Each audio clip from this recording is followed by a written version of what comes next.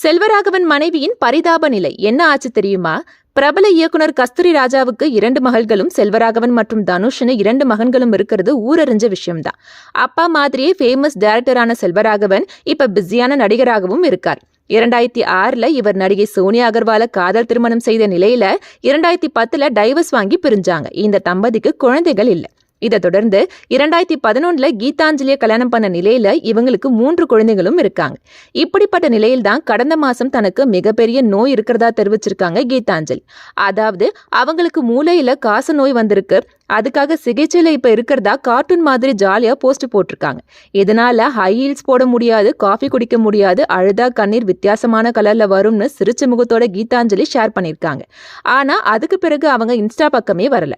இதனால மனைவி கீதாஞ்சலியோட ஹெல்த் எப்படி இருக்குன்னு செல்வராகவன் கிட்ட பலரும் பாசமா விசாரிக்கிறாங்க. இப்படிப்பட்ட நிலையில் தான் சித்தப்பா ரசிகரான செல்வராகவனுடைய மகன் ரிஷிகேஷ் வாத்தி படத்தை ரொம்ப ரசிச்சு பார்த்த போட்டோவை செல்வராகவன் இளையத்துல ஷேர் பண்ணியிருக்கார். இந்த போட்டோவுக்கு ஜிவி பிரகாஷ் முதலாளா லைக் போட்டது குறிப்பிடத்தக்கது.